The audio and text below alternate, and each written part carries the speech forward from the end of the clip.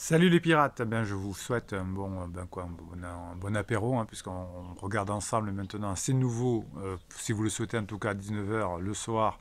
On se fait un apéro pirate, on écoute la vidéo ensemble et on commente, on se soutient, etc. Aujourd'hui, on va parler de pourquoi mon conjoint en crise essaye de me rendre jaloux, qu'est-ce que ça signifie et pourquoi aussi il est jaloux aussi, hein. C'est-à-dire que il ou elle d'ailleurs va demander ce que je fais alors que lui a un pansement. D'ailleurs, à propos du pansement, vous avez la formation, mini-formation express qui est sortie ce week-end sur les pansements. Vous allez vous régaler, c'est à comprendre la psychologie du pansement de votre conjoint en crise. C'est les formations express et ça vient en complément des grosses formations de la semaine. Celle de cette semaine était sur l'affirmation de soi, mais vous avez les coachings et vous avez les formations en descriptif de cette vidéo. Vous allez vous régaler. Dans cette communauté, on se soutient, on parle ensemble lors des vidéos et on apprend lors des formations et lors des coachings. J'avais justement un coaching cette semaine avec une cliente qui me disait que son conjoint en crise était jaloux d'elle et d'ailleurs essayait de la rendre jalouse. Et finalement, cela la gênait beaucoup. Et elle ne comprenait pas ce qui se passait, puisque pourquoi mon conjoint était jaloux alors qu'il a lui-même un pansement et qu'il ne veut plus être avec moi parce que pour plein de raisons. Il y a 3 ans, j'ai dit ça, il y a 2 ans, etc. Alors, est-ce que un conjoint qui est jaloux de vous est-il juste mesquin et mal équilibré? Ça, c'est juste. Ou veut-il secrètement vous récupérer? Ça veut dire que pour lui, il sait que quelque part, la relation n'est pas finie. Donc ma cliente me demandait pourquoi mon ex essaye de me rendre jalouse et pourquoi est-ce qu'il est jaloux. Alors souvent on dit, et c'est vrai que quelqu'un qui est jaloux manque de confiance en lui. Vous avez une formation sur la confiance. Et quelqu'un qui est jaloux, c'est qu'il a des sentiments pour quelqu'un. Quelqu'un qui veut se séparer, quelqu'un qui veut divorcer, ne vous fait pas tout ce cinéma-là, d'être jaloux, de dire je reviens pas, il faut qu'on parle, et pourquoi tu m'as fait ça il y a 3 ans, etc. Donc ça, c'est dans le domaine de la psychologie, mais pas du divorce. Quelqu'un qui voudrait se séparer, vraiment, hein, irait voir son avocat, par exemple, lui dirait voilà, je veux me séparer avec mon conjoint, faites ce qu'il faut, proposez-lui quelque chose à l'amiable, et s'il ne veut pas, vous lancez le divorce traditionnel. Il y a quelqu'un qui essaye de discuter, de parler, de vous amadouer, c'est quelqu'un qui a encore des sentiments pour vous, évidemment, et qui sait que votre relation n'est pas terminée. Vous savez qu'une relation, et ça c'est très important, notez-le devant votre verre d'apéro si vous regardez cette vidéo en tant que première, eh bien, notez bien, c'est qu'une relation se termine quand il y a beaucoup de ressentiment envers quelqu'un. Donc peut-être que dans la phase 2 de votre couple, vous avez eu votre conjoint a eu beaucoup de ressentiment, mais si tout d'un coup il n'y a plus de ressentiment et si ça se passe bien, la relation ne se termine pas. Et la relation avec pansement se terminera, j'explique ça dans la mini-formation de ce week-end, vous trouverez ça en détail. La relation avec pansement va se terminer. Je vous apprends dans la mini-formation à prédire quand. On va faire de la boule de cristal. Et elle ne se termine que quand il y a suffisamment de ressentiment. Tant qu'il n'y a pas assez de ressentiment, ne mettez pas d'ultimatum, ça forcément, ça ne fonctionne pas. Votre conjoint en crise qui essaye de vous rendre jaloux le fait souvent, hein, parce qu'il sait que la relation n'est pas terminée et que l'on va revenir. Donc il y a quand même plusieurs solutions. Pourquoi votre conjoint est jaloux et pourquoi il vous rend jaloux. Souvent on fait l'erreur de penser que le contraire de l'amour c'est la haine, mais ce n'est pas le cas, hein. Souvent on dit l'amour et la haine c'est très proche.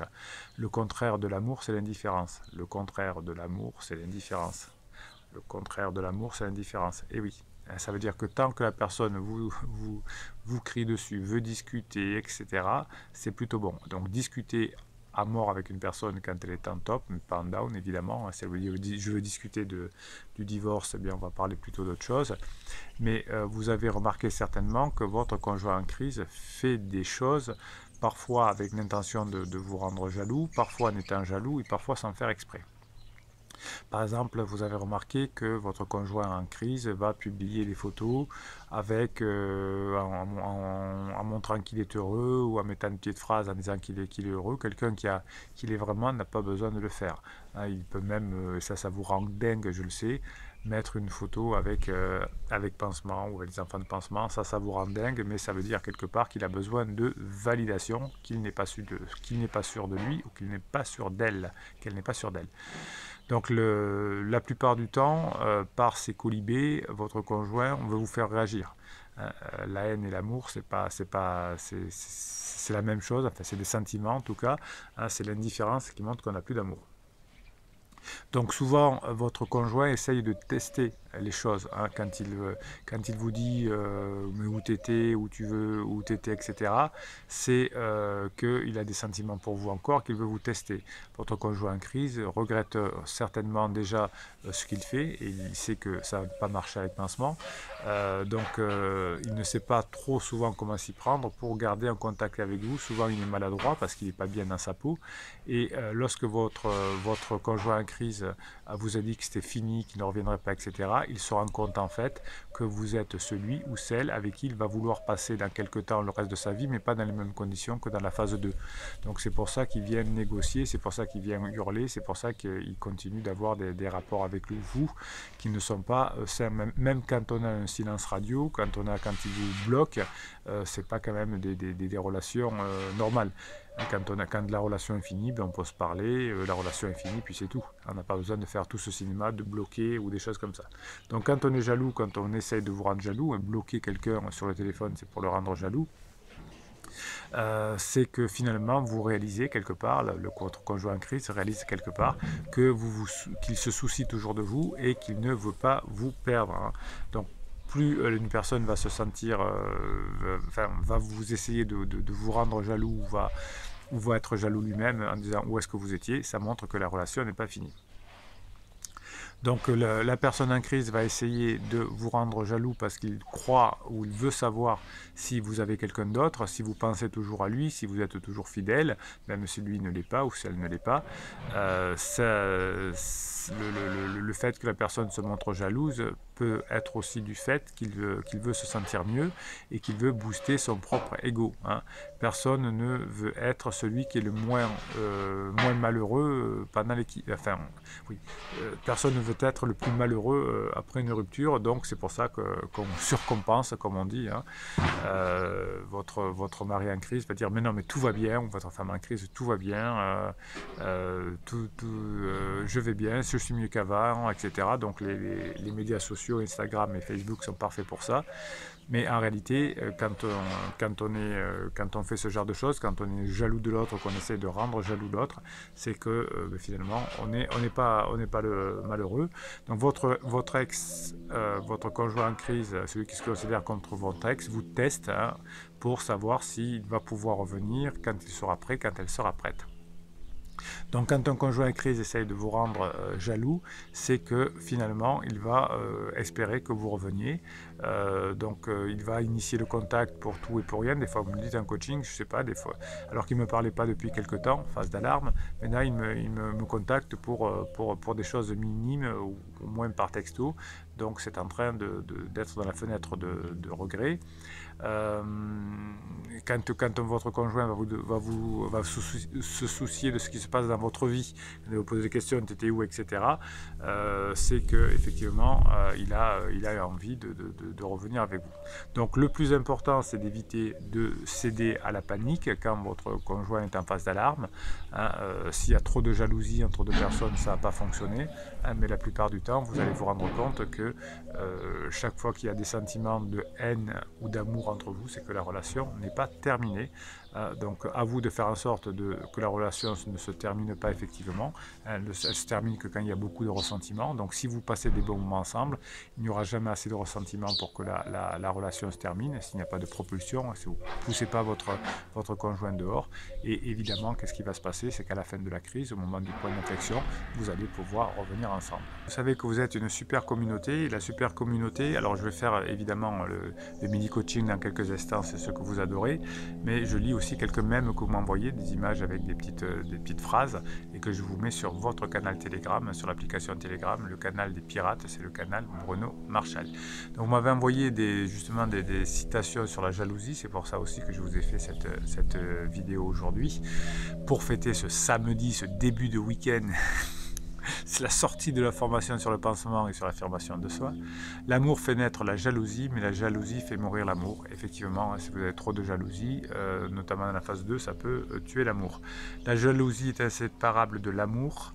Elle le suit toujours pas à pas. On est d'accord, hein, finalement, tant que votre conjoint est jaloux de vous, qu'il essaye de susciter de la jalousie, c'est qu'il sait que la relation n'est pas terminée. Une personne jalouse ne souffre pas de ce qu'elle voit, mais surtout de ce qu'elle imagine. Oui, quand on est en crise existentielle, on imagine beaucoup de choses. On imagine que tout va bien se passer, qu'on va bien vendre la maison, que les enfants vont être contents, etc. On est dans l'imagination. En réalité, qu'est-ce qui se passe? C'est que l'on est très mal quand on est en crise, que rien ne se passe comme on veut, comme dans la vie en général d'ailleurs, et que plus on est sûr de ce qui va se passer, moins c'est ce qui va arriver. L'amour n'est véritablement dévoué, généreux et sublime que dans les grandes âmes qui sont parvenues à vaincre la jalousie. Et oui, vous êtes des pirates, vous avez travaillé sur vos émotions, vous avez travaillé sur votre couple, sur la notion de pouvoir, sur l'affirmation de vous, sur qu'est-ce qu'être un homme, qu'est-ce qu'être une femme, sur votre ego. Vous avez toutes les formations qui vous ont aidé. Et vous me dites effectivement que dans les formations, vous pouvez les utiliser dans votre travail avec vos amis, etc. Eh bien, c'est extrêmement comme ça que vous... extrêmement comme ça ne veut rien dire. À la vôtre. Oui, c'est grâce à votre travail sur vous que vous allez récupérer votre relation. Je ne suis pas jalouse, c'est juste ce que je protège, ce qui est à moi. Excellent. Je ne suis pas jalouse, mais qui c'est cette pouffe? Il y a quelqu'un qui était sur la jalousie là. Je pense qu'il y a une bande de pirates qui s'est lâchée sur la jalousie. Dans l'amour à distance, ça peut être intéressant. Dans l'amour à distance, c'est-à-dire la relation pansement, nous développons beaucoup plus de jalousie que d'amour. Oui, effectivement, voilà, la relation pansement, vous verrez dans la mini-formation de cette semaine, elle est toujours mal construite et si vous savez l'utiliser, vous allez pouvoir vous aider pour récupérer votre conjoint en crise. Allez, on y va, les mini-coachings, les réponses à vos commentaires de pirates. Vous savez que la communauté des pirates, vous vous entraidez en écrivant sous les vidéos de cette chaîne YouTube. Et les formations et les coachings, c'est sur le descriptif de cette vidéo. Allez, vous savez tout ce qu'il faut faire. FK nous écrit « Capitaine Bruno, vous êtes notre étoile polaire ». Il faut mieux être l'étoile polaire que l'ours polaire. Que de mots positifs et lumineux dans la nuit noire que nous traversons. Oui, alors je vous ai fait une vidéo sur la nuit noire de la vie, oui. La crise existentielle pour vous, mais aussi pour votre conjoint. C'est une nuit noire que nous traversons. Et grâce à vous et vos sages conseils, nous vous rapprochons petit à petit de nos buts. Oui, si vous êtes petit à petit, si vous faites ce qu'il faut, si vous suivez les formations et les coachings, ça vous arrange, ça vous approche. Toujours aussi pertinent et encourageant. Ben oui, on ne va pas vous couper l'herbe sous les pieds, on n'est pas vos amis, on est là pour vous aider. En tout cas, la communauté est là et je vous donne toutes les informations dans les formations et les coachings pour vous aider, c'est pour ça que ça fonctionne.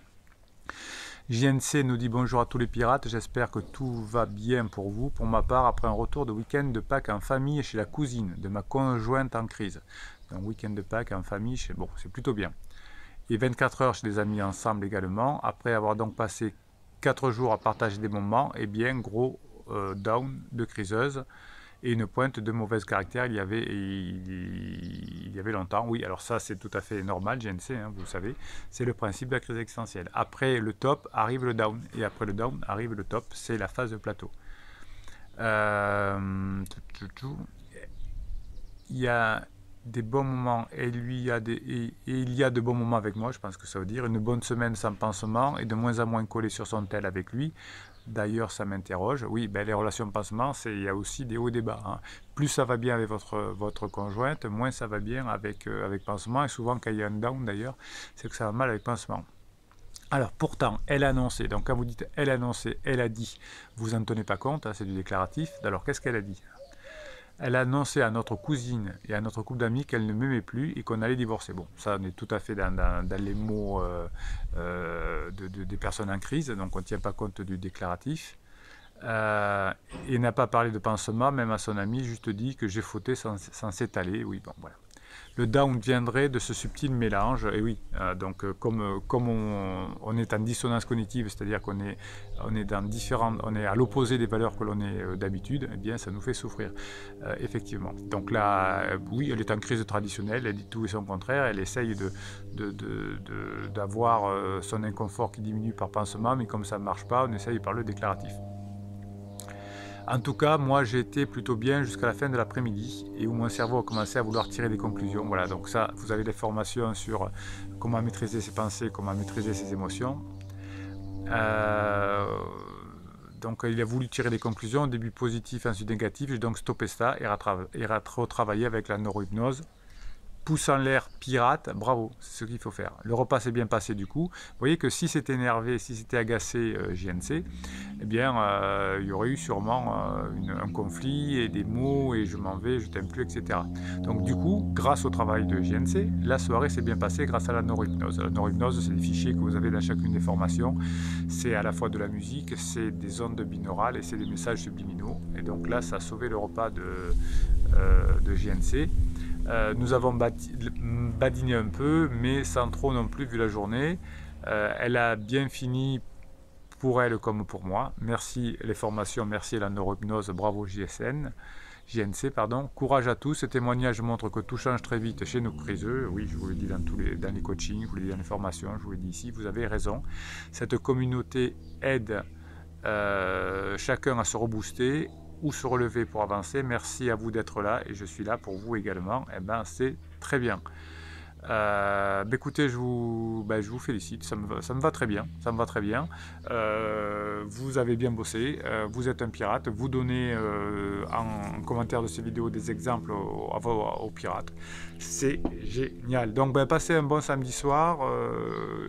Je trinque avec vous si vous regardez cette vidéo pendant la première. Donc on se retrouve dans toutes les premières tous les matins à 7h45 et à 19h dorénavant.